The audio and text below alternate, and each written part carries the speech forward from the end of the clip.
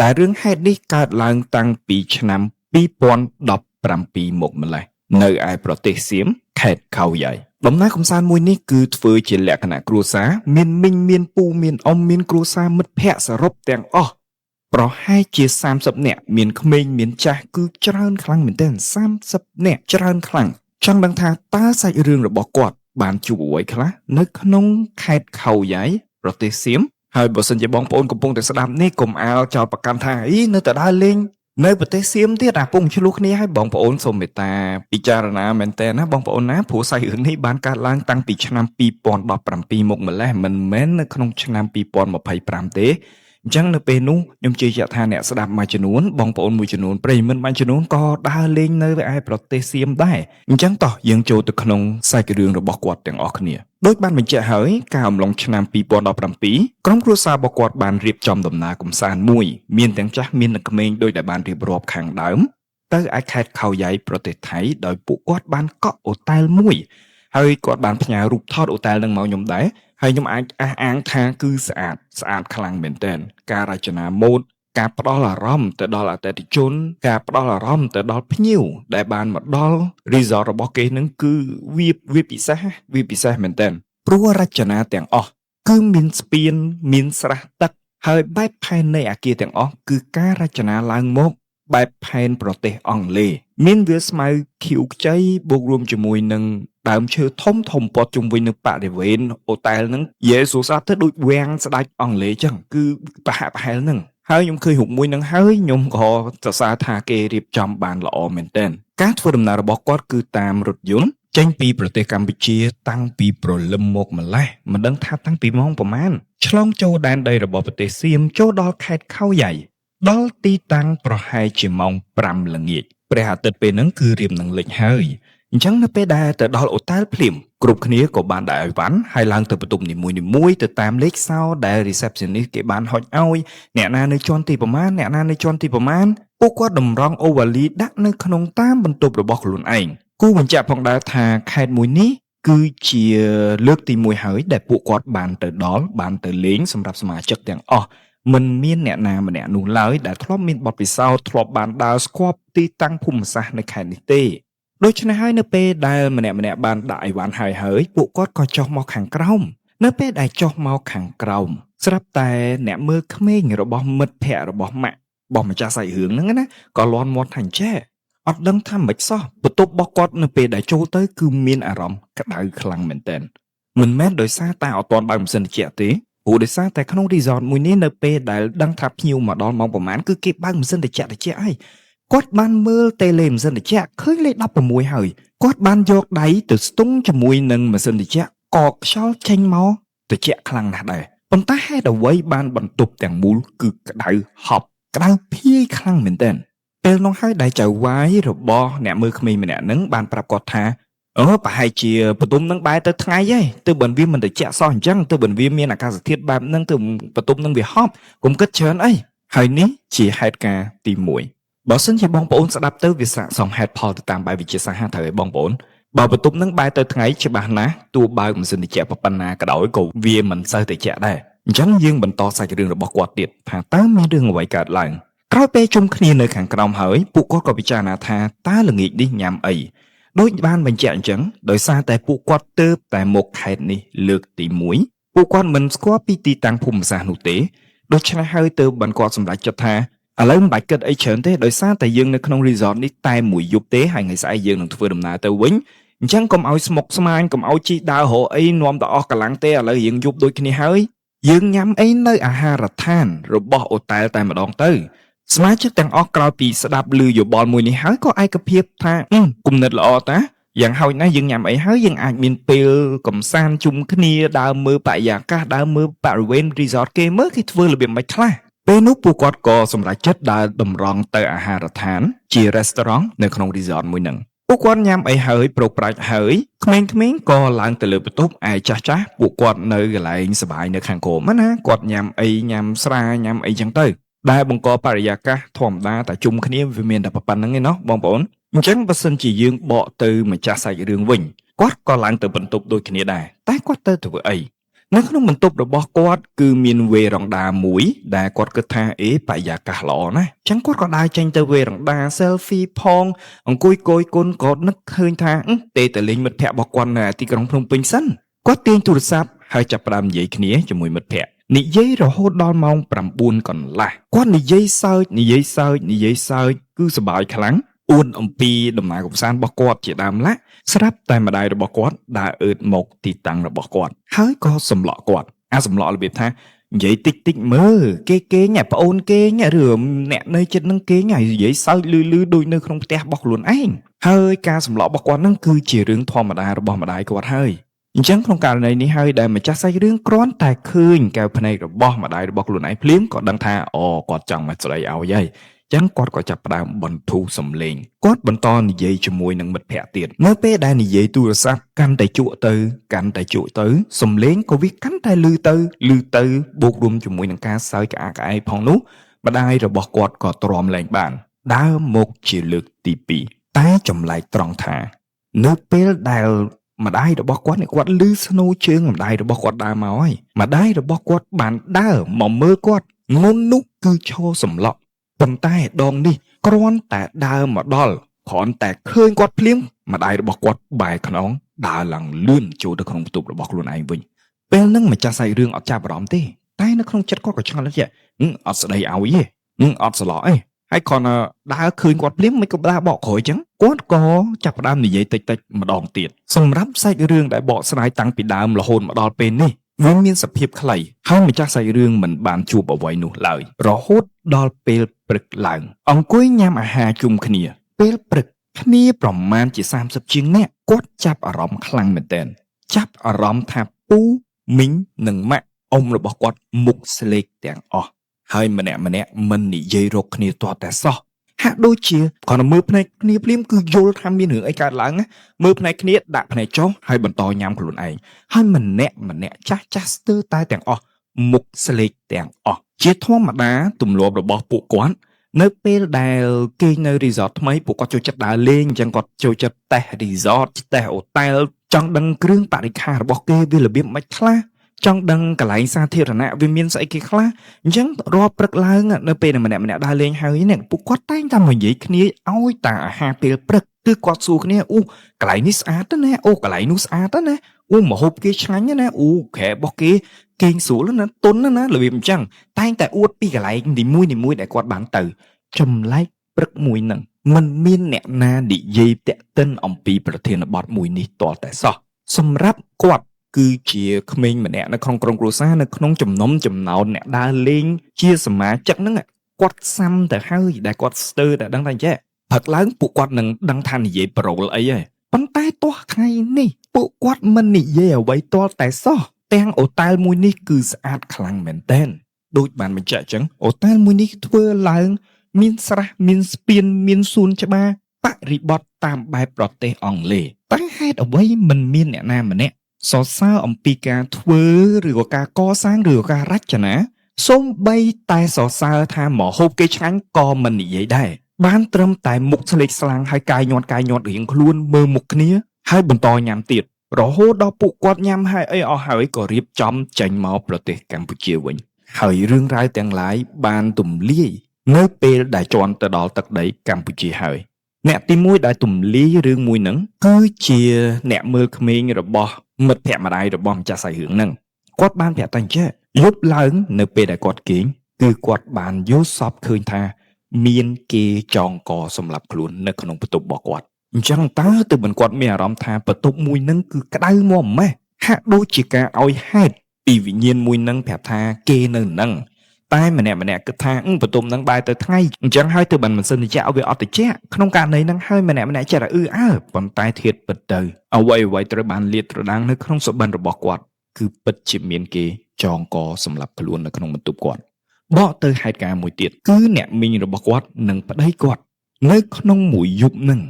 គឺគាត់ឮសំឡេងក្មេងរត់ពេញនឹងតែម្ដងរត់ផងបលែងគ្នាផងសើចកាកក្អើយហើយនៅពេលដែលពួកគាត់ងើបមកមើលគឺមិនមានអ្នកណាទាល់តែសោះកាន់តែលឺទៅរហូតដល់គាត់បើកទ្វារអឺតមើលយប់ស្មាននេះហើយអ្នកណាបលែងក្មេងឲ្យរត់លេងហ្នឹងក៏នៅតែមិនឃើញដែរគាត់ព្យាយាមចេញទៅវេរ៉ង់ដា មើលឆ្វេងអឺតមើលស្ដាំមិនមានសំឡេងក្មេងទាល់តែសោះរហូតគាត់ដឹងថាសំឡេងដែលរត់នៅក្នុងបន្ទប់នោះគឺជាបន្ទប់របស់គាត់រត់នៅក្នុងនឹងតែម្ដងបកទៅអ៊ំរបស់គាត់វិញម៉ោង12យប់គាត់បានងើបឡើងហើយគាត់សង្ងំគេងវិញក៏គេងអត់លក់ដែរអញ្ចឹងហើយគាត់ក៏សម្រេចចិត្តថាបើគេងអត់លក់អញ្ចឹងគាត់នឹងចេញទៅវេរ៉ង់ដាខាងក្រៅដើម្បីមើលមេឃមើលផ្កាយរំសាយអារម្មណ៍ព្រោះអូតែលហ្នឹងក៏រៀងថ្លៃដែរអញ្ចឹងក្នុងករណីនេះហើយកុំឲ្យខាតលុយយើង enjoy ណា enjoy កំសាន្តអារម្មណ៍ជាមួយបរិយាកាសទៅគាត់បានប្រាប់ថាអញ្ចឹងនៅពេលដែលគាត់កំពុងតែអង្គុយកែវភ្នែករបស់គាត់បានទាញទៅមើលនៅក្នុងទឹកបឹងនៅក្នុងបរិវេណអូតែលហ្នឹងអ្វីដែលគាត់ឃើញគឺទឹកបឹងហ្នឹងចាប់ផ្ដើមឡើងទឹកចាប់ផ្ដើមឡើងហើយបន្ទប់គាត់ឧទាហរណ៍ថានៅជាន់ទី1មិនមែនជាន់ផ្ទាល់ដីទេណាគឺនៅជាន់ទី1ទឹកនឹងបានចាប់ផ្ដើមឡើងរហូតលិចជាន់ផ្ទាល់ដី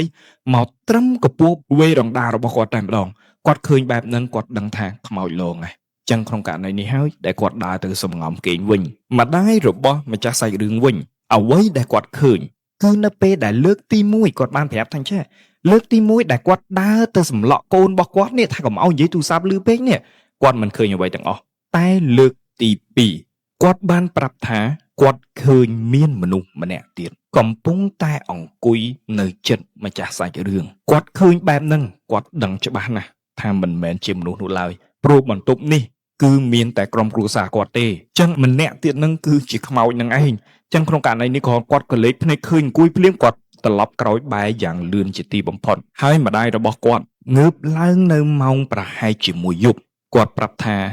នៅពេលដែលគាត់ងើបឡើងស្រាប់តែគាត់ឃើញគៀកក្រែរបស់គាត់មានមនុស្សស្រីម្នាក់ស្លៀករូបស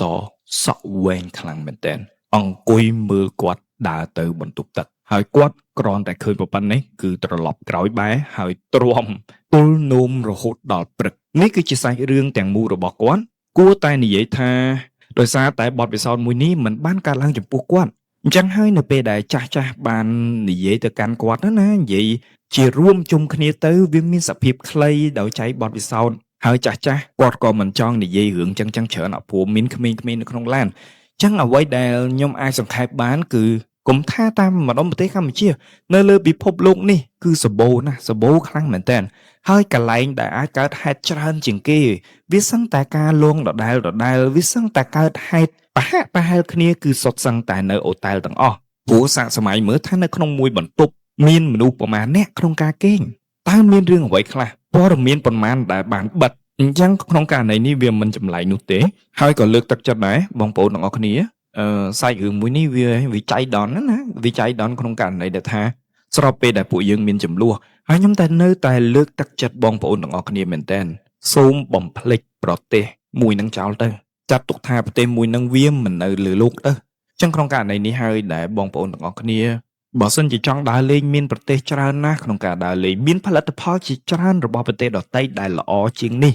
តម្លៃអាចប្រែប្រួលបន្តិចបន្តួចឧទាហរណ៍ថាទំនិញដូចគ្នាដែលផលិតនៅក្នុងប្រទេសសៀមតម្លៃ$1តែបើយើងទិញរបស់ប្រទេសផ្សេងអាច$1.5កាក់បើសិនជាខ្ញុំគឺខ្ញុំទិញមូលហេតុអីហេតុអ្វីបានខ្ញុំជួយចំណូលរបស់ប្រទេសគេវាជាជ្រុងម្ខាងនៃការគិតរបស់ខ្ញុំវាជាជ្រុងអាត្មានិយមរបស់ខ្ញុំតែប៉ុណ្ណោះតែបើសិនជាយើងពិចារណាទៅថាអូម្ចាស់អាជីវកម្មផ្សេងគឺជាប្រជាជនខ្មែរទេដែលទិញអីវ៉ាន់របស់គេយកមកចែកចាយក្នុងប្រទេសអញ្ចឹងក្នុងករណីហ្នឹងបើនិយាយជាមួយម្ចាស់អាជីវកម្មមិនស្ដាប់ទេមានតែអ្នកទិញហ្នឹងសហការគ្នាហើយមិនប្រឡូកតែម្ដងមិនប្រឡាក់ដៃជាមួយនឹងទំនិញទាំងអស់ហ្នឹងហើយបដ ாய் ឲ្យគេលក់ទៅឲ្យសល់ស្តុកទៅឲ្យពួកគាត់ដឹងខ្លួនថាឈប់យកអីវ៉ាន់របស់សៀមមកទៀតហើយមានទំនិញមួយចំនួនដែលជាផលិតផលរបស់សៀមតែវាផ្លាកយីហោរបស់ខ្មែរបូករួមជាមួយនឹងការប្រើពាក្យពេចន៍ឬក៏អក្សរនៅលើផលិតផលរបស់គេហ្នឹងសុទ្ធសឹងតែជាខ្មែរប្រហែលជាបងប្អូនយល់ច្រឡំថាអូផលិតផលមួយនេះគឺរបស់ខ្មែរហើយអញ្ចឹងក្នុងករណីនេះខ្ញុំមិនហ៊ានបញ្ចេញថា brand ណាទេតែសូមបងប្អូនមេត្តាប្រយ័ត្នប្រយែងឲ្យបានខ្ពស់អ្វីដែលជាក្តីបារម្ភរបស់ខ្ញុំមួយទៀតដឹងអីគេបងប្អូនយើងមានចំនួនប៉ុណ្ណេះហើយជំរឿទឹកនៅអាចវាស់វែងបានតែជំរឿចិត្តមនុស្សមិនដឹងថាគេវាស់វែងរបៀបម៉េចទេចឹងក្នុងករណីនេះហើយយើងមិនដឹងថាលបមួយណាដែលនាំចូលផលិតផលរបស់គេនឹងចូលមកដល់ស្រុកយើងនេះ គេដាក់អីគេខ្លះវគេខឹងយើងតាំងពីរឿងសង្គ្រាមនឹងមកយើងពហិការនៅផលិតផលរបស់គេឆ្លៀតយកឱកាសមួយហ្នឹងវគេចាត់ចែងយើងតាមផលិតផលធ្វើឲ្យយើងអាយុខ្លីម្ដងតិចទៅក៏យើងថាមិនបានដែរត្រូវបងប្អូនខ្ញុំមិនមែនបំផុសបំផុលទេសូមបញ្ជាក់អញ្ចឹងក្នុងករណីនេះហើយសង្ឃឹមថាបងប្អូនអាចពិចារណាបានហើយមិនបាច់អះអាងថាយើងទៅមើល label ខាងក្រោយថាគ្រឿងផ្សំមានស្អីគេខ្លះទេត្រឹមតែ barcode ដែលជាច្បាប់អន្តរជាតិប្រទេសណាដែលផលិតផលមួយនឹងចុងក្រោយត្រូវដាក់ barcode នៃប្រទេសមួយនឹងសូម្បីតែ barcode ក៏អាចប្រែប្រួលបានដែរអញ្ចឹងក្នុងករណីនេះហើយដែលខ្ញុំស្នើសុំឲ្យបងប្អូនទាំងអស់គ្នាមេត្តាប្រុងប្រយ័ត្នសង្ឃឹមថាខ្ញុំនិយាយបានល្អរហូតដល់បងប្អូនទាំងអស់គ្នាអាចស្រមៃឃើញទស្សនវិជ្ជាទាំងមូលរបស់គាត់ណាហើយវាគួរឲ្យចាប់អារម្មណ៍មែនទែនសម្រាប់ខ្ញុំព្រោះថាគ្រប់ឈុតឆាកទាំងអស់នៅក្នុងសាច់រឿងមួយនេះដែលជាបទពិសោធន៍គាត់ជួបផ្ទាល់វាសាហាវហើយវាពិតជាអភិនិហាខ្លាំងមែនទែនអញ្ចឹងសូមប្រិយមិត្តទាំងអស់គ្នាចូលមកកាន់សាច់រឿងទាំងអស់គ្នាបងប្រុសដែលបានចែករំលែកសាច់រឿងមួយនេះគឺជានិស្សិតផ្នែកវិទ្យាសាស្ត្រត្បិតថាគាត់គឺជាអ្នកវិទ្យាសាស្ត្រពិតប្រាកដមែនជឿជាក់ទៅលើថ្នាំដែលជារបបកំហើញរបស់ជនបរទេសលក្ខណៈតែគាត់មានជំនឿផ្នែកអរូបី 100% ព្រោះបទពិសោធន៍របស់គាត់គឺគាត់ធ្លាប់ឃើញផ្ទាល់ភ្នែកនៅអំពើមន្តអាគមហើយគាត់ជាអ្នកជួបនឹងប៉ះផ្ទាល់ថែមទៀតដូច្នេះហើយទើបបានគាត់តែងតែមានរបស់ស័ក្តិសិទ្ធិនៅជាប់ខ្លួនជានិច្ចត្រង់ចំណុចនេះខ្ញុំសូមសរសើរទៅបងប្រុសដែលគាត់ជាអ្នកនិស្សិតផ្នែកវិទ្យាសាស្ត្រជាអនាគតគ្រូពេទ្យតែគាត់មានរបស់ស័ក្តិសិទ្ធិនៅក្នុងខ្លួនដែលជាឧទាហរណ៍មួយដ៏ល្អដែលគាត់មិនបំពេញហើយជឿទៅលើជំនឿដូនតាបទពិសោធន៍ដែលគាត់នឹងចែករំលែកនេះជាបទពិសោធន៍ដែលព្រឺព្រួចជាទីបំផុតលំដាប់លេខ1ដែលគាត់មិនអាចបំភ្លេចបានរឿងនេះបានកើតឡើងបន្ទាប់ពីគាត់បានប្រឡងបញ្ចប់វគ្គសិក្សាទើបតែថ្មីនេះទេដោយសារតែគាត់ហត់នឿយនឹងការរៀនសូត្រពេកព្រោះជាផ្នែកវិទ្យាសាស្ត្រផងអញ្ចឹងគាត់ក៏សម្រេចចិត្តរៀបចំដំណើរកម្សាន្តមួយដើម្បីរំសាយអារម្មណ៍ដោយគាត់បបួលគូទៅដឹងគាត់ទៅជាមួយអញ្ចឹងទៅតែ2នាក់ទេ couple trip ណាជាការដើរលេងរបៀបគូស្នេហ៍ដំណើរកម្សាន្តមួយនេះគាត់ថាអញ្ចេះ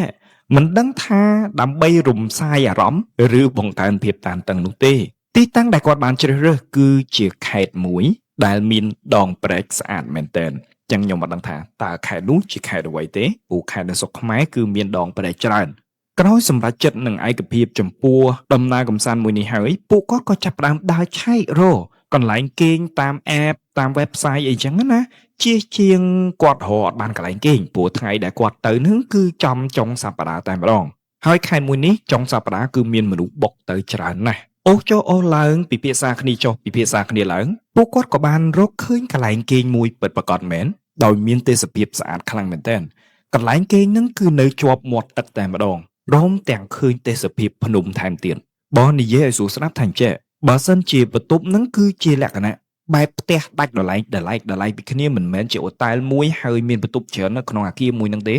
តែលក្ខណៈដូចមានផ្ទះដាច់ដライចេញពីគ្នាពីមួយផ្ទះទៅមួយផ្ទះអញ្ចឹងបើសិនជាបងប្អូនដើរលេងជាលក្ខណៈក្រុមឬក៏ដើរលេងដែលមានបរិមាណគ្នាច្រើនគឺជួលផ្ទះមួយដាច់ដライតែម្ដងបើសិនជាអ្នកដែលចូលចិត្តថតរូបនៅកន្លែងដែលគាត់គេងជា resort ហ្នឹងគឺគាត់ប្រាប់ថាប្លង់ឲ្យម៉ែស្អាតថតតែកន្លែងណាបាញ់លើកតែកាមេរ៉ាមកគឺប៉ះចំថប់ប្លង់ស្អាតតែម្ដងមានទាំងកន្លែងអង្គុយញ៉ាំអីជាវេរ៉ង់ដានៅជាន់ទី1ទៀតនិយាយស្រួលស្ដាប់ទៅគឺម៉ែអែមអ្នកគេចង់អាំងសាច់ចង់ផឹកស៊ីនៅលើនឹងអីគឺមិនបាច់ហត់ទេគឺឈៀលខ្លាំងមែនតើហ្មងហើយបើនិយាយពីតម្លៃវិញគាត់បានបញ្ជាក់ប្រាប់ថាតម្លៃវាពិសេសពេកឧទាហរណ៍ថាបើផ្ទះមួយនឹងត្រូវជួលអស់$200អញ្ចឹងទៅតែតម្លៃវិញឧទាហរណ៍ដូចត្រឹមតែ80អីអញ្ចឹងណាអញ្ចឹងតម្លៃវិញគឺល្អគាត់ឃើញបែបនេះហើយគាត់ក៏សម្រេចចិត្តទេទៅសួរខាង resort តែម្ដងដើម្បីសួរព័ត៌មានបន្ថែមក្រោយដឹងព័ត៌មានហើយគាត់ក៏បានកក់យកផ្ទះមួយសម្រាប់2នាក់គាត់យើងកាត់ចូលដល់ថ្ងៃធ្វើដំណើរពួកគាត់បានរៀបចំអីវ៉ាន់ហើយចេញពីទីក្រុងភ្នំពេញតាំងពីព្រលឹមប្រហែលជាម៉ោង7ព្រឹកដោយសារតែគាត់គិតថាចេញទៅពីម៉ោង7ទៅដល់នោះវារៀងគៀកថ្ងៃទៅវាចំណេញថ្ងៃគាត់អាចបានដើរលេងទៅនេះទៅនោះផងចឹងវាចំណេញខ្លាំងមែនទែន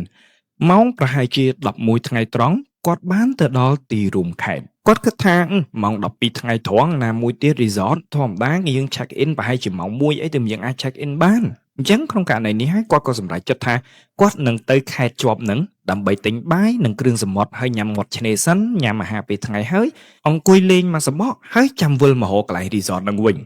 គាត់គិតបែបនេះហើយគាត់ក៏តម្រង់ក្បាលឡានរបស់គាត់បត់ទៅរកផ្លូវបំបែកដើម្បីចូលទៅខេត្តមួយទៀតដែលមានឆ្នេរអង្គុយញ៉ាំអីហើយស្រស់ស្រូបមកអង្គុយលេងឆ្អែតមានកម្លាំងវិញហើយប្រហែលជាម៉ោង2ថ្ងៃគាត់ក៏ជិះត្រឡប់មកកាន់ខេត្តគោលដៅរបស់គាត់វិញគាត់បានដាក់ផែនទីដោយសារតែ resort មួយនេះគាត់អត់ដែលស្គាល់ទេលើកទី1នៅក្នុងជីវិតរបស់គាត់ហើយអញ្ចឹងគាត់ប្រើប្រាស់ផែនទីដើម្បីនាំផ្លូវរបស់គាត់ផែនទីមួយនេះបានចង្អុលបង្ហាញនាំគាត់ជិះពីផ្លូវបេតុងផុតពីផ្លូវបេតុងក៏ចូលដល់ផ្លូវគ្រួសជាដើមឡាក់គឺរៀងជ្រៅវាអត់នៅទីគ្រួរួមខេត្តទេអ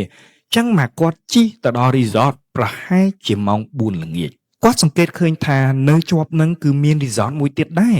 ហើយមានទាំងវិហាររបស់បងប្អូនសាសនាថែមទៀតដោយបញ្ជាក់ខាងដើមអញ្ចឹងបងប្រុសគឺជាអ្នកអបិយជំនឿមួយរូបដែរអញ្ចឹងហើយនៅពេលដែលគាត់ចូលទៅដល់ទឹកដីរបស់ resort នឹងហើយគាត់ព្យាយាមកលេចឆ្វេងកលេចស្ដាំដើម្បីរកព្រះភូមិបញ្ហាគឺនៅត្រង់ថា resort ទាំងមូលមិនមានព្រះភូមិនោះទេគាត់មានចិត្តចម្លែកនៅក្នុងចិត្តដូចគ្នាដែរក្រោយចតឡានហើយគាត់ក៏ដើរតម្រង់ទៅតុទទួលភ្ញៀវដើម្បីចង់ដឹងថាតើផ្ទះរបស់គាត់នឹងគឺផ្ទះមួយណានៅក្នុងចិត្តរបស់គាត់នៅពេលនេះគាត់មានអារម្មណ៍ថារៀងសៀវមិនមែនដោយសារតែកន្លែងនឹងលងទេណាសូមបញ្ជាក់ប៉ុន្តែដោយសារតែគាត់មានបទពិសោធន៍ច្រើនតាក់ទងជាមួយនឹងរឿងអបិយជំនឿដូច្នេះហើយទើបមិនមានការប្រុងប្រយ័ត្នគាត់ចង់ដឹងថាអញ្ចេះតើ resort ទាំងមូលហ្នឹងមានគាត់គេងតែម្នាក់ឯងទេឬក៏មានគេមានឯងអញ្ចឹងនៅលើផ្លូវដែលគាត់ដើរតម្រង់ទៅតុអ្នកទទួលភ្ញៀវហ្នឹងគឺគាត់ព្យាយាមរាប់ឡានដែលនៅក្នុង resort មួយហ្នឹងមើលមានសកម្មភាពអីគេខ្លះនៅតាមបណ្ដាផ្ទះ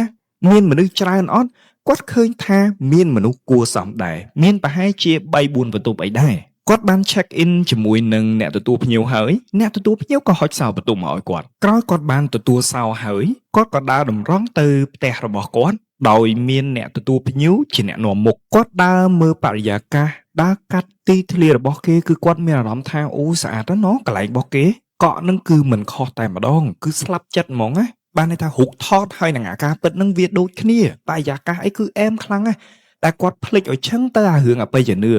ដើរបានទៅដល់មុខបន្តិចទៀតគាត់ក៏គិតថាមើលទៅមិនអីទេមានមនុស្សម្នាគេងនៅនឹងច្រើនដែរមានគេមានឯងមិនមែនមានតែយើងអ្វីដែលសំខាន់គាត់គិតថាបើគាត់មិនបំពេញ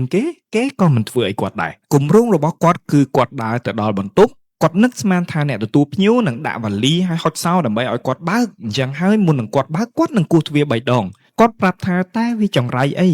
មិនទាន់បានដើរដល់ផងអ្នកដែលទទួលភ្ញៀវនឹងគឺដើរលឿនជាងគាត់លឿនស្លេវតែម្ដងហើយទៅចាក់សោបើកបន្ទប់របស់គាត់ឆៅតែម្ដងតែគាត់មិនបានសំបីតែគោះទ្វារគ្រាន់តែឃើញហេតុការណ៍មួយនេះគាត់និយាយប្រាប់ខ្លួនឯងក្នុងចិត្តហ្មងថាចប់ហើយលេងបាត់ហើយចូលទៅដល់បន្ទប់ភ្លាមបរិយាកាសគឺហប់ក្តៅមែនតើគាត់ថាវារៀងក្តៅចម្លែកត្រង់ចំណុចនេះខ្ញុំអត់ចង់ទាញតែរឿងអបិយជំនឿទេព្រោះទី1នៅជាប់ទឹកចឹងបងប្អូនដឹងហើយថានៅជាប់ទឹកនៅពេលដែលថ្ងៃគឺក្តៅជាងធម្មតាប៉ុន្តែនៅពេលដែលយប់គឺវាត្រជាក់ជាងធម្មតាចឹងក្នុងករណីនេះវាអាចមិនមែនជារឿងអបិយជំនឿទេតែសម្រាប់គាត់ថាវារៀងក្តៅចម្លែកពួកគាត់បានមើលមុខគ្នា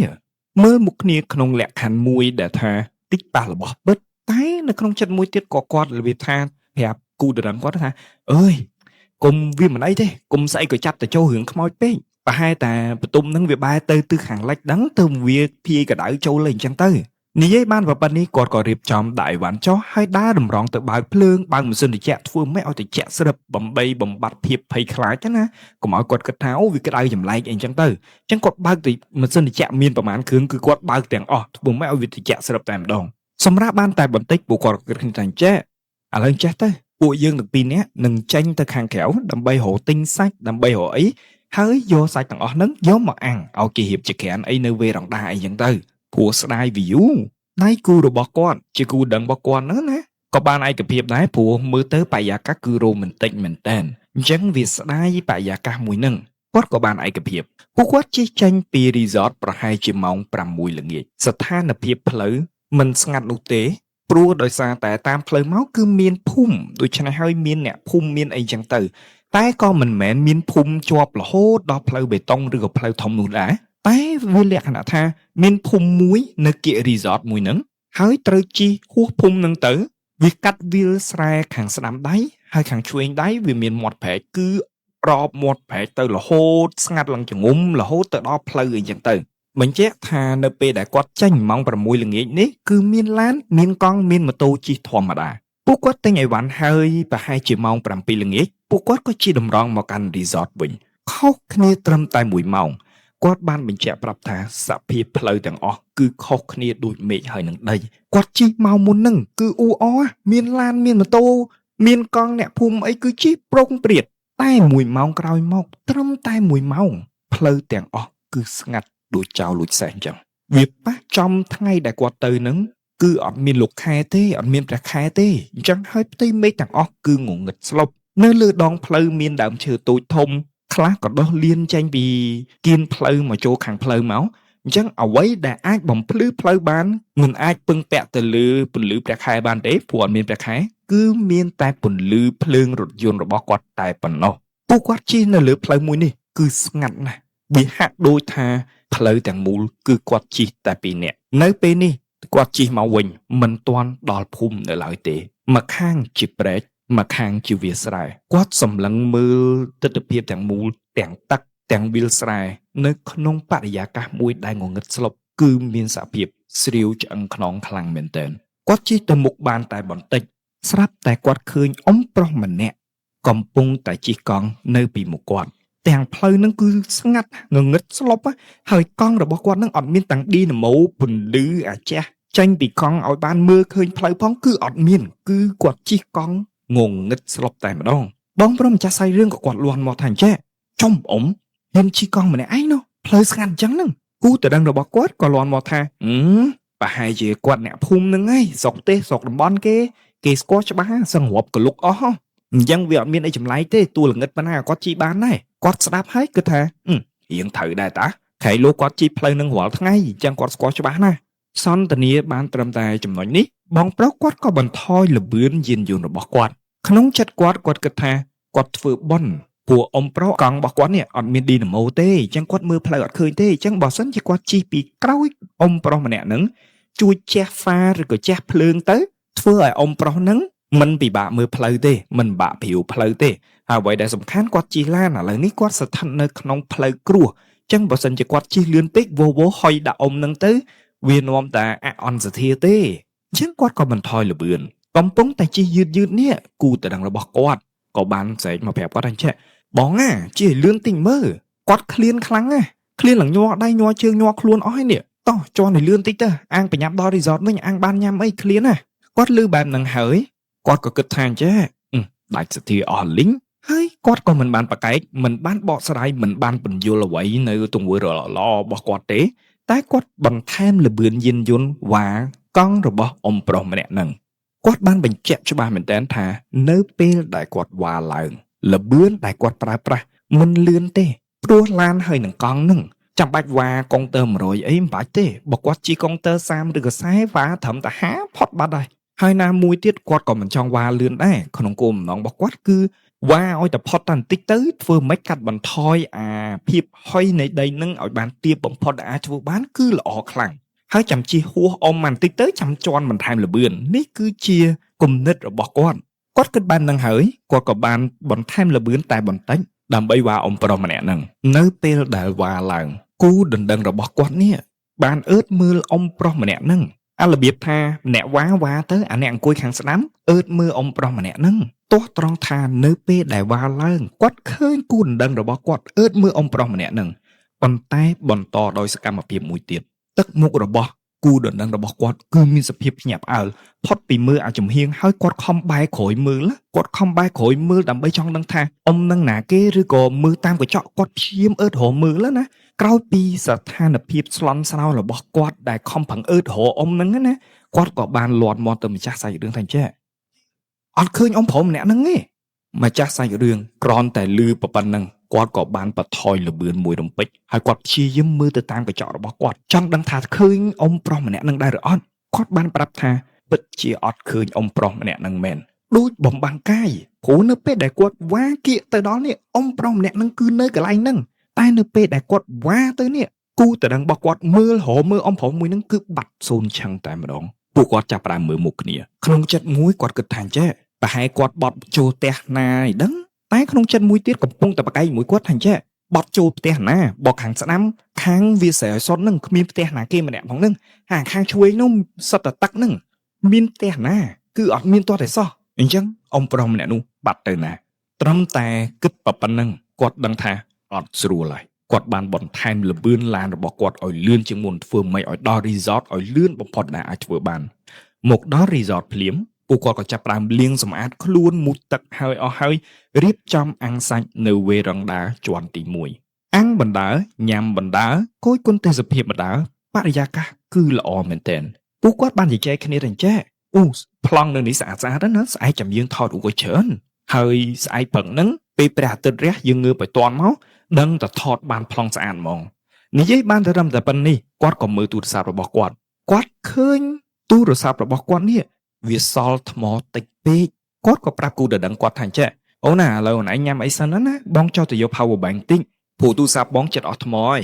ហើយបងក៏ឆ្លៀតចូលបន្ទប់ទឹកតិចព្រោះដូចរៀងឈឺពោះនិយាយបានប៉ុណ្្នេះគូដណ្ដឹងរបស់គាត់បានងក់ក្បាលហើយគាត់ក៏ស្ទុះចុះទៅតែម្ដងដើម្បីប្រញាប់ធ្វើការងាររបស់គាត់ហើយអាងឡើងមកខាងលើវិញដើម្បីកុំឲ្យអនាគតប្រពន្ធរបស់គាត់នឹងអង្គុយតែម្នាក់ឯងបំពេញការងាររបស់គាត់រួចរាល់ហើយគាត់ក៏ឡើងមកលើវិញទាស់ត្រង់ថាចេះនៅពេលដែលគាត់ឡើងមកលើវិញគាត់ឃើញទឹកមុខគូដណ្ដឹងរបស់គាត់គឺភ័យមានសភាពស្លេកស្លាំងខុសធម្មតាគាត់ក៏សួរថាចេះអូនណាកើតអីមានរឿងអីមែនគូដណ្ដឹងរបស់គាត់គឺរៀងមីងមាំងស្ទើរតែអត់ចង់ឆ្លើយជាមួយគាត់ស្ទើរតែមិនចង់ប្រាប់ថាមានរឿងអ្វីកើតឡើងគាត់ក៏នៅតែសួរដេញដោលថាមានរឿងអីមែនប្រាប់បងមើលគូដណ្ដឹងរបស់គាត់ក៏បានប្រាប់គាត់ថាចេះពេលដែលបងប្រុសម្ចាស់សាច់រឿងចោះទៅខាងក្រោមគាត់កំពុងតែអង្គុយញ៉ាំអីសុកនេះអំពូលភ្លើងដែលរៀបព័ទ្ធជុំវិញវេរ៉ង់ដាស្រាប់តែលោតភ្លឹបផ្លែតបន្តអញ្ចឹងរហូតនៅក្នុងចិត្តរបស់គាត់ដឹងថាអត់ស្រួលមែនតើណាវាមិនសមភ្លើងខ្សោយទេព្រោះខេត្តនេះគឺអភិវឌ្ឍខ្លាំងណាស់ចិត្តរបស់គាត់មួយទៀតក៏ប្រាប់ថាចេះគេលេងមែនតើណាគិតត្រឹមតែប៉ុណ្ណឹងគាត់ក៏លើកដៃបន់ស្រន់ថាសូមអ្នកថែរក្សាគាត់ហ្នឹងជួយការពារគាត់ផងជួយបណ្ដេញវិញ្ញាណអាក្រក់ឲ្យចេញឆ្ងាយពីគាត់ផងនិយាយបានត្រឹមតែប៉ុណ្្នឹងស្រាប់តែភ្លើងវាឈប់លោតវាចៃដន្យពេកវាចៃដន្យមែនទែនអាពងទៅលោតភ្លឹបផ្លែតលើកដៃបួងសួងសូមមេត្តាជួយថែរក្សាខ្ញុំផងភ្លើងឈប់លោតតែម្ដងភ្លឺធម្មតាវាស្រស់ខ្លាំងមែនទែនគាត់ព្យាយាមសម្រួលអារម្មណ៍ហើយធ្វើធម្មតាដូចអត់មានរឿងអីកើតឡើងអញ្ចឹងគាត់បន្តញ៉ាំអីតែម្នាក់ឯងទៀតកំពុងតែអង្គុយញ៉ាំសុកគាត់ក៏បានងាកទៅចណ្ដើដែលតពីជាន់ក្រោមមកវេរ៉ង់ដាហ្នឹងគាត់ងាកទៅចណ្ដើភ្លាមគាត់បានឃើញមនុស្សប្រុសម្នាក់កំពុងតែឈរមើលគាត់នៅក្នុងភាពងងឹតដំបូងគាត់មិនគិតថាជាខ្មោចទេគាត់គិតថាបងប្រុសកំពុងតែលេងសើចមួយគាត់អារបៀបថាលួចមើលគាត់មើលចាំមើលធ្វើអីហើយឲ្យងាកមកឃើញបងប្រុសទៅស្រែកផ្អើលអីអញ្ចឹងណានេះជាអ្វីដែលគូដណ្ដឹងគាត់កំពុងតែគិតតែគូដណ្ដឹងរបស់គាត់ក៏មានអារម្មណ៍ចម្លែកដែរថាបងប្រុសគាត់ដើររៀងជើងធ្ងន់តែមកធ្វើមិនចេញពីបន្ទប់ហើយមកឈរនៅកន្លែងហ្នឹងដោយអត់មានសម្លេងជើងទាល់តែសោះគាត់ឃើញបែបហ្នឹងហើយគាត់ក៏បែរមកអង្គុយញ៉ាំអីធម្មតាតែញ៉ាំយូរទៅទេហើយឃើញខ្ញុំសម្លឹងឃើញបងឯងហើយមិនក៏មិនព្រមឡើងមកនៅចាំបន្លាចអីទៀតគាត់ចាប់ផ្ដើមមានអារម្មណ៍ថា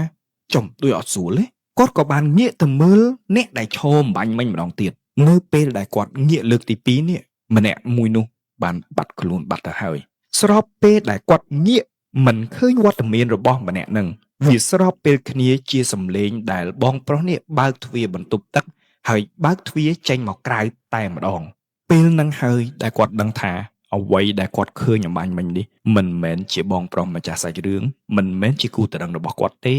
ហេតុការណ៍មួយនេះហើយដែលធ្វើឲ្យគាត់បុកពោះសុកបុកពោះបេះដូងលោតលឿនខ្លាំងមែនទែនមុខស្លេកស្លាំង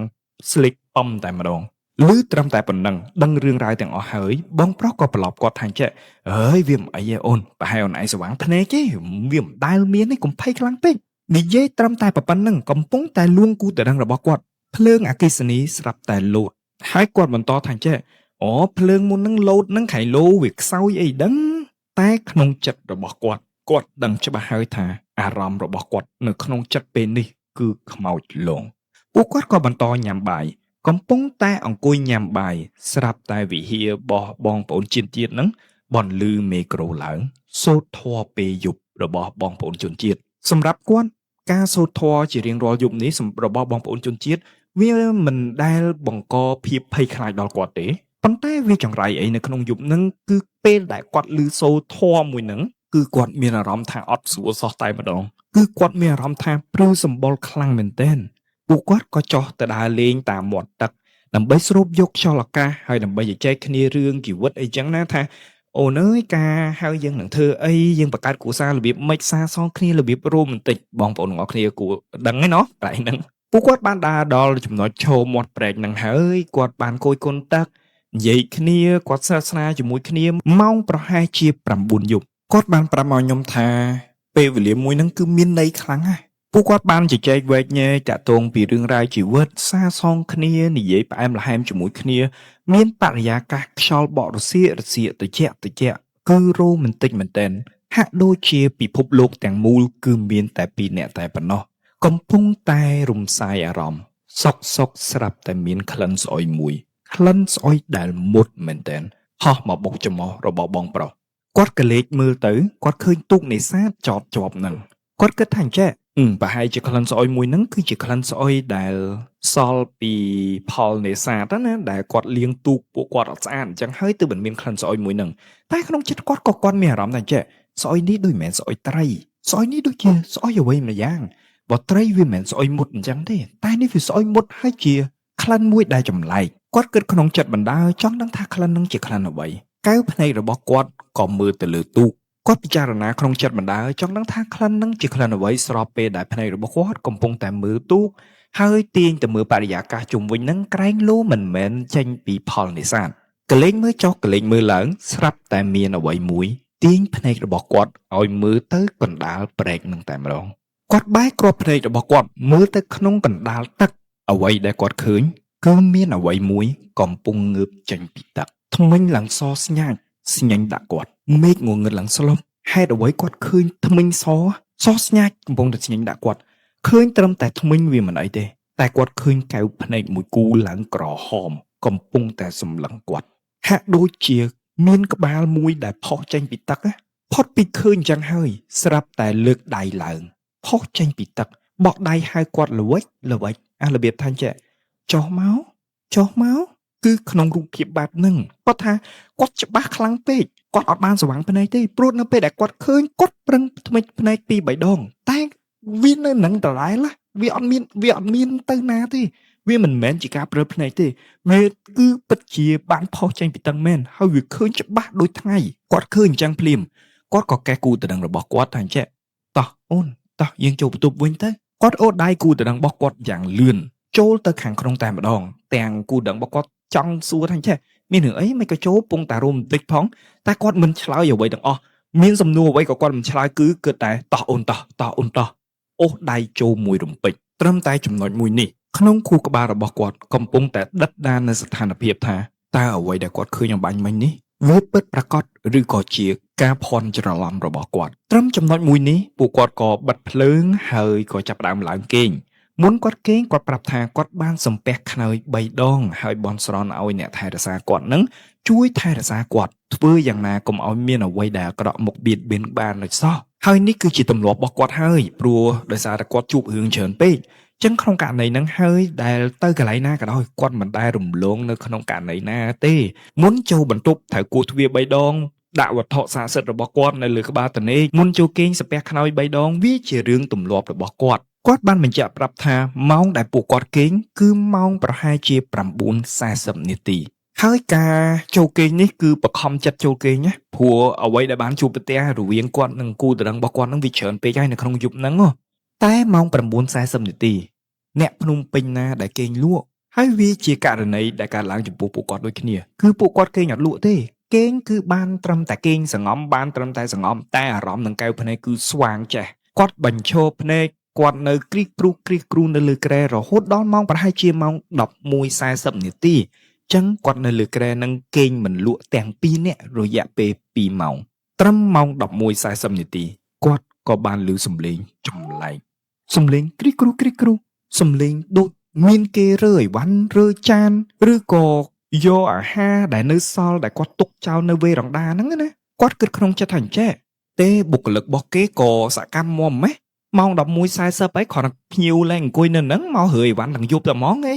ហើយចាំស្អែកព្រឹកចាំរើក៏មិនបានគាត់គិតក្នុងចិត្តគាត់និយាយខ្សឹបខ្សៀវជាមួយនឹងគូដឹងរបស់គាត់ប៉ុន្តែគូដឹងរបស់គាត់ប្រាប់គាត់ថាអញ្ចេះទៀងតិចស្ដាប់ឲ្យធ្វើសញ្ញាមួយដែលដាក់ក្នុងតិចណាប្រាប់គាត់អញ្ចេះផ្ទៀងតិចស្ដាប់សិនពួកគាត់ពិតជាបានផ្ទៀងតិចស្ដាប់មែននៅពេលដែលគាត់ព្យាយាមចង់ទៅជាមួយនឹងសំឡេងដែលនៅលើវេរ៉ង់ដារបស់គាត់នឹងស្រាប់តែគាត់ឮសំឡេងនិយាយគ្នាជាភាសាមួយដែលគាត់មិនដឹងថាជាភាសាអ្វីទាល់តែសោះនិយាយញាប់ស្អេកញាប់តតាន់ស្ដាប់អ្វីក៏មិនបានសូម្បីតែមួយម៉ាត់ត្រឹមចំណុចនេះបើសិនជាបងប្អូនជនជាតិគាត់ដឹងហើយថាភាសារបស់ពួកគាត់និយាយគឺភាសាអីគេហើយគាត់ក៏មិនមែនអត់ដែលឮដែរព្រោះគាត់មានមិត្តភ័ក្តិមានអីដែរហ្នឹងតែនេះគឺជាភាសាមួយដែលចម្លែកដែលគាត់មិនដែលឮក្នុងជីវិតរបស់គាត់គឺលើកទី1ដែលគាត់ឮវាមិនសមព្រោះទឹកដីនេះមិនមែនគាត់នៅស្ថិតនៅឯបរទេសនោះទេនេះគឺជាទឹកដីកម្ពុជាហេតុអ្វីទើបបានមានភាសាចម្លែកបែបហ្នឹងពួកគាត់ចាប់ផ្ដើមមើលមុខគ្នាទាំងភ័យទាំងខ្លាចពួកគាត់ព្យាយាមសង្ងំគេងរៀងខ្លួនធ្វើដូចអត់បានឮសំឡេងនឹងតតែសោះតែបងប្អូនហើយគេងមិនលក់បើវានៅស្ដែងនឹងតិចឯហ្នឹងពេលហ្នឹងបងប្រុសបានចោលភ្នែកទៅមើលអំពូលនៅពីមុខទ្វាររបស់គាត់ឃើញអំពូលនឹងចាប់ផ្ដើមភ្លឹកផ្លែតគាត់ប្រាប់ថាសកម្មភាពពេលហ្នឹងគាត់ដូចស្ថិតនៅក្នុងរឿងកុនគឺជាប្រភេទរឿងខ្មោចគឺដូចគ្នាបែបបិទហ្មងរឿងខ្មោចដែលបញ្ចាំងនៅរោងកុនទាំងអបាលម៉ានដែលមុនខ្មោចលងអំពូលចាប់ផ្ដើមភ្លឹកផ្លែតនៅមាត់ទ្វារអីគឺគាត់ថាដូចគ្នាបេះបិទហើយទស្សនវិជ្ជាមួយនេះគឺធ្វើឲ្យគាត់កាន់តែខ្លាចកាន់តែភ័យខ្លាំងទៀតទាំងពីរនាក់ដឹងហេតុអីបងប្អូនអំពូលដែលភ្លឹកផ្លែតនឹងមិនមែនជាអំពូលដែលបើកជាប់ទេតែជាអំពូល sensor លុះត្រាតែមានសត្វលុះត្រាតែមានមនុស្សដែលធំដើរកាត់ទៅវិវាលោតភ្លើងមកត្រឹមកដោកឡាតវាមិនលោតភ្លើងនោះទេតែនេះ sensor លោតចុះលោតឡើងបងប្រុសឃើញបែបហ្នឹងគាត់ខំប្រឹងលោបមើលស្លឹងមើលទៅខាងក្រៅចង់ដឹងថាណាគេដើរកាត់មែនមានឆ្មាមានឆ្កែមែនអ្វីដែលគាត់សម្លឹងខាងក្រៅហ្នឹងគាត់ពិតជាប្រទះឃើញអ្វីមួយមែននៅខាងក្រៅបន្ទប់នឹងតែម្ដងគាត់ឃើញស្រមោលមនុស្សម្នាក់គាត់ប្រាប់ថាមិនដឹងជាដើរមិនដឹងជាហោះមិនដឹងថាគេធ្វើរបៀបម៉េចទេព្រោះក្នុងលបឿនដែលលឿនខ្លាំងមែនទែនអារបៀបឈឹបលោតមិនមែនជាលបឿនរបស់មនុស្សដើរក៏មិនមែនជាលបឿនរបស់មនុស្សលោតដែរគួរនិយាយថាម៉េចដូចភ្នែកបន្ទោលអញ្ចឹងណាមកឈឹបលោតភ្លើងគឺអញ្ចឹងកាត់មុខបន្ទប់គាត់មួយយប់នឹងតែម្ដងបន្ទាប់មកគាត់បានឮសំឡេងជើងរត់បានបន្តិចគាត់បានឮសំឡេងជើងឡើងកាន់ជណ្ដើរបានតែបន្តិចទៀតឮច្បាស់តែម្ដងគឺសំឡេងដើរពីលើដំបូលរបស់ពួកគាត់ដើរពីលើដំបូល 100% ប៉ុណ្ណឹងអាលបឿននោះខែលុយយើងមើលវាមិនទាន់ល្ងឹតតែនេះដើរលើដំបូលមនុស្សណាទៅដើរលើដំបូលនឹងកើតតតែដាក់ចដើតែធ្វើម៉េចទៅដើរនៅលើដំបូលនឹងកើតផុតពីដើរគឺរត់ពេញដំបូលនឹងតែម្ដងគាត់ប្រាប់ថាទម្ងន់ជើងដែលឮគឺធ្ងន់ខ្លាំងណាស់គាត់បានប្រាប់ថាអញ្ចេះអារម្មណ៍របស់គាត់គឺដឹងច្បាស់ហ្មងគឺអារបស់ដែលនៅខាងក្រៅនោះកំពុងតែបង្កសំឡេងជើងនោះវានៅខាងក្រៅនឹងកំពុងតែរកផ្លូវចូលមកខាងក្នុងផ្ទះរបស់គាត់ប៉ុន្តែវាហាក់ដូចជាសកម្មភាពមួយដែលរកយ៉ាងម៉េចក៏រកផ្លូវអត់ឃើញណាដូចមានអ្វីមួយដែលរារាំងរកផ្លូវចូលអត់ឃើញរកទ្វារចូលអត់ឃើញអារបៀបគួរតែនិយាយថាចោចង់កោះផ្ទះអញ្ចឹងខំប្រឹងអឺតមើលកន្លែងណាទ្វារគេកន្លែងណាប្អួយគេរបៀបអញ្ចឹងគឺទស្សនវិជ្ជាមួយនឹងតែម្ដងពួកគាត់វិញគឺភ័យយកតែមែនតើពួកគាត់ភ័យបែកញើសជោកទាំងម៉ាស៊ីនចាក់គាត់ដាក់លេខ16តែបែកម្នាក់នោះគឺបែកញើសជោកប៉ិនគ្រាប់ពោតត្រឹមចំណុចនេះគាត់ប្រមូលភាពក្លាហានរបស់គាត់ប្រមូលស្មារតីរបស់គាត់ស្ទុះទៅចាប់បន្តោងខ្សែករបស់គាត់ដែលជាវត្ថុស័ក្តិសិទ្ធិដែលគាត់ដាក់នៅលើក្បាលក្រែហ្នឹងគាត់ចាប់ផ្ដើមសំពះបន់ស្រន់ដល់អ្នកថែរក្សានឹកអស់ហើយខ្សែស្រឡាយខាងណាខាងណីញាតិការទាំង7សដានខាងជីដូនខាងជីតាខាងឪពុកខាងម្ដាយខាងគូតដឹងគាត់នឹកអស់ហើយវត្ថុស័ក្តិសិទ្ធិនៅលើលោកគាត់ស្គាល់ឈ្មោះប្រមាណគាត់រាប់អស់ហើយបន់ទាំងអស់គាត់ព្យាយាមបន់ស្រន់ថាធ្វើមិនក៏ដោយការពារពួកគាត់កុំឲ្យអាខាងក្រៅនឹងចូលបានឲ្យសោះគាត់បន់ទាំងញ័រខ្លួនកំពុងតែបន់នេះគាត់ប្រាប់ថាអញ្ចឹងកន្លែងនេះគឺអភិនិហាខ្លាំងមែនទែនបងប្អូនគាត់ថានៅពេលដែលគាត់កំពុងតែបន់នេះគាត់បានដាក់យ័ន្តមួយទៀតអញ្ចឹងគាត់មានបតោងខ្សែកហើយគាត់មានយ័ន្តមួយទៀតយ័ន្តនឹងដាក់នៅលើក្បាលតនីដូចគ្នាអាកំពុងតែអង្គុយបន់ស្រន់អោបខ្សែកបន់ស្រន់នេះយ័ន្តនៅលើក្បាលតនីនេះបន់ស្រន់បន់កំពុងតែបន់គាត់ក៏លេចមើលយ័ន្តរបស់គាត់នៅលើក្បាលដំណេកគាត់បានឃើញអ្វីមួយ គាត់បានប្រាប់ថាអ្វីដែលគាត់នឹងប្រាប់ទៅបងប្អូនទាំងអស់គ្នាវាហួសនឹងនិស័យនឹងជឿតែម្ដងហើយអាចប្រាប់ថាគាត់បោកប្រាស់ក៏បានដែរតែសម្រាប់គាត់វិញគឺ100%នៅអ្វីដែលគាត់ឃើញគឺស្រស់ៗពេកកំពុងតែបន់ស្រាប់តែមានស្រមោលតាបោះស្លៀកសអណ្ដែតចេញពីយ័ន្តរបស់គាត់នៅពេលដែលទិដ្ឋភាពលោកតាអណ្ដែតចេញពីយ័ន្តរបស់គាត់សំលេងដែលរត់នៅលើដំបូលរបស់គាត់ទាំងអស់ស្ងាត់ឈឹងដូចចៅលួចសេះចឹងបាត់ឈឹងតែម្ដងបាត់ដូចគេជប់បាត់យកតែមែនទែនគាត់ប្រាប់ថាវាជារឿងអច្ឆរិយៈពេកហើយទី1លឺអស់មួយយប់ហើយបើគាត់លឺតែម្នាក់ឯងវាមិនថាទេតែគូតដឹងគាត់ក៏លឺដែរទី2ស្រមោលតាបោះចេញពីយ័ន្តរបស់គាត់មកត្រឹមយ័ន្តចេញពីយ័ន្តហ្នឹងសំលេងទាំងអស់បាត់សូន្យនៅពេលដែលស្ងប់ស្ងាត់ហើយពួកគាត់ក៏សង្ងំគេងរហូតដល់ម៉ោង6ព្រឹកពួកគាត់ក៏ស្ទុះក្រោកឡើងដើម្បីរៀបចំខ្លួនហើយត្រឡប់មកទីក្រុងភ្នំពេញវិញពេលដែលអូហៃវ៉ាន់ចេញពីរីសតរបស់គេហ្នឹងគាត់ក៏បានជួបបុគ្គលិកទទួលភ្ញៀវហើយគាត់មិនអស់ចិត្តគាត់ក៏សួរទៅកាន់បុគ្គលិកថាចេះអូនណាយប់មិញប្រហែលម៉ោង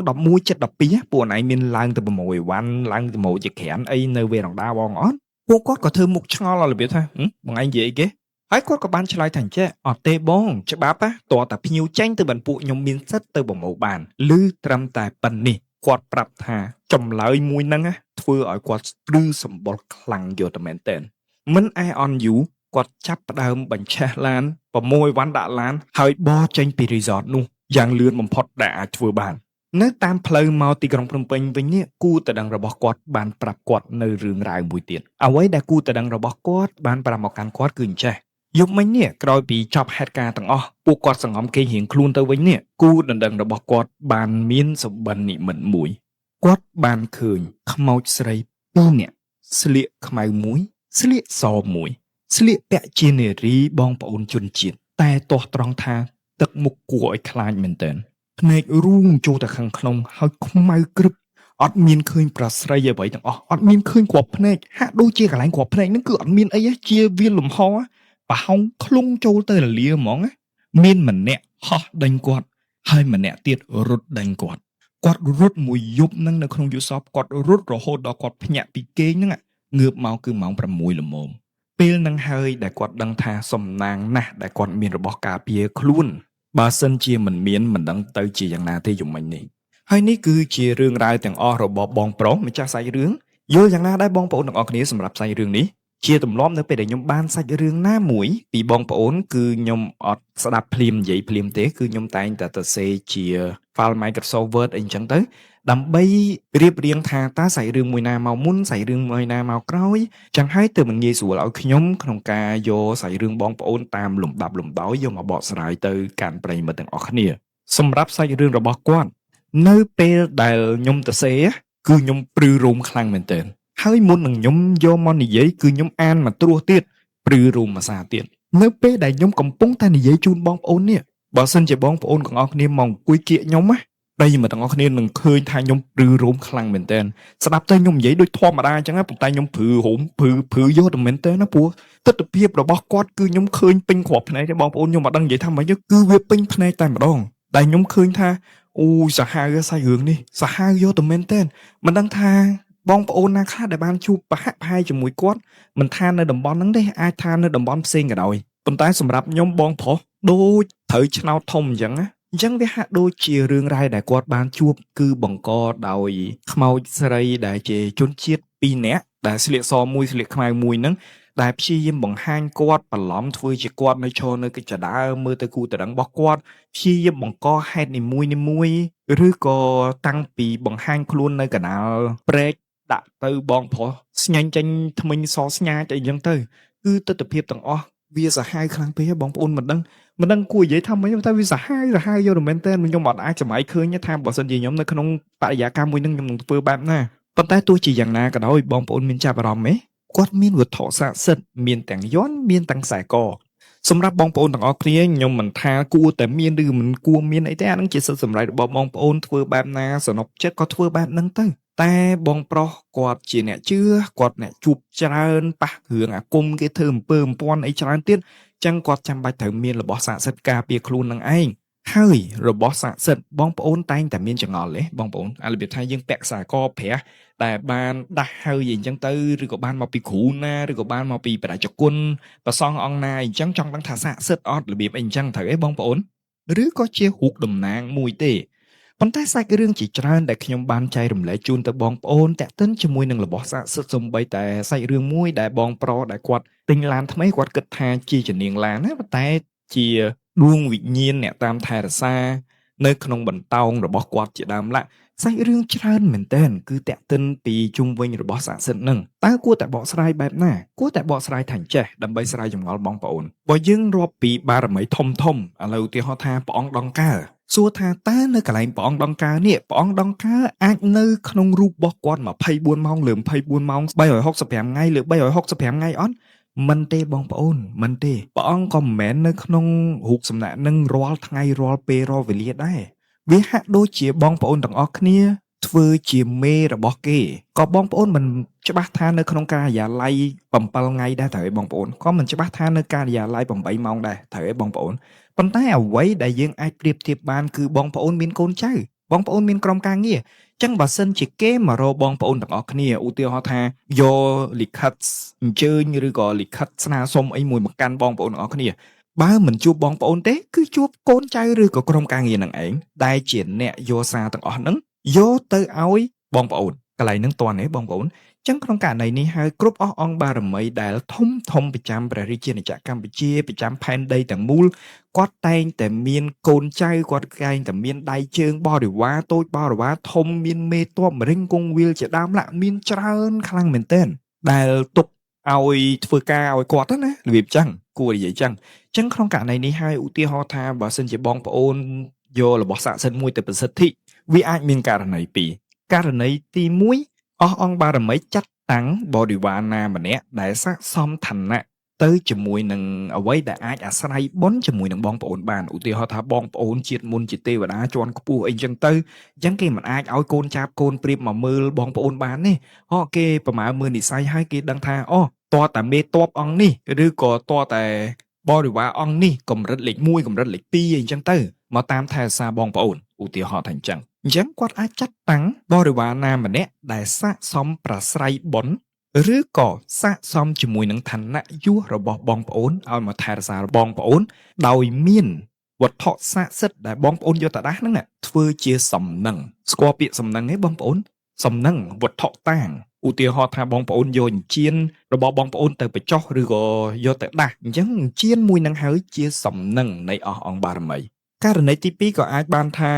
នៅពេលដែលដាស់របស់អស់នឹងហើយបារមីអង្គមួយនោះជាអ្នកដំណញៀនជាមួយនឹងរបស់មួយនឹងតែម្ដងអញ្ចឹងបានន័យថាទ្រង់ឬក៏ព្រះអង្គឬក៏បារមីអង្គនឹងឬក៏គាត់និយាយស្រួលចេះចុះមិនបានមកស្ថិតនៅក្នុងរបស់មួយនឹងទេតែរបស់មួយនឹងនៅពេលដែលបងប្អូនកាន់ជាប់ខ្លួនវាមានចំហាយញៀនរបស់គាត់នៅក្នុងនឹង